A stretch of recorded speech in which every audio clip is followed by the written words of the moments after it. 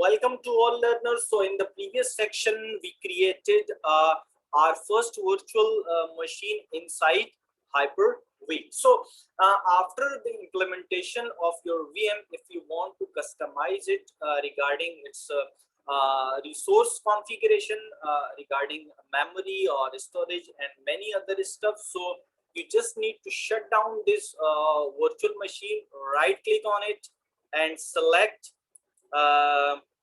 setting option.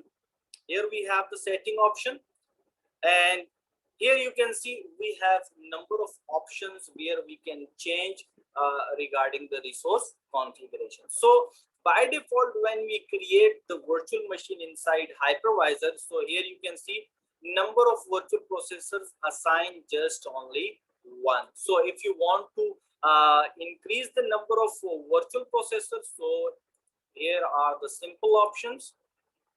So I just assign 4 virtual processors to my this virtual machine and just click on apply button. So it will save the settings. So in the above section here, you can see we have the memory options available. So if you want to change the size of memory, or if you want to reduce the amount of memory, you can change it from here.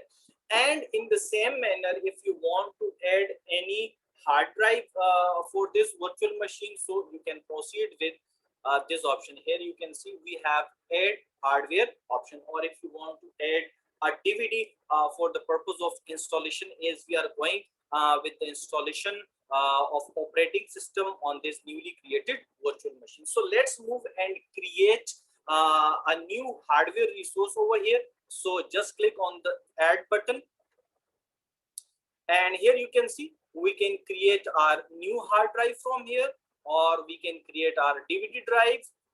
Here you can see. So I just click on the DVD drive because I'm going to install my operating system.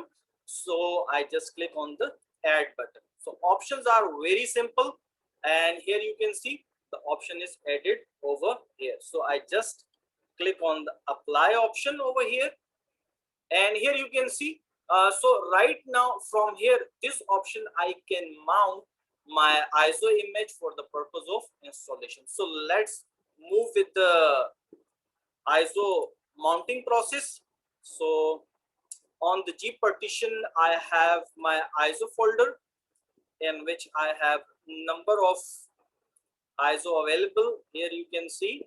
So I'm going to install Server 2016 operating system on this virtual machine. So I just click on it and select OK and apply. So now when I start this virtual machine, so I can proceed with the installation of Server 2016 operating system or any other operating system which you select over here. So let's move with the installation of this operating system on our newly created virtual machine.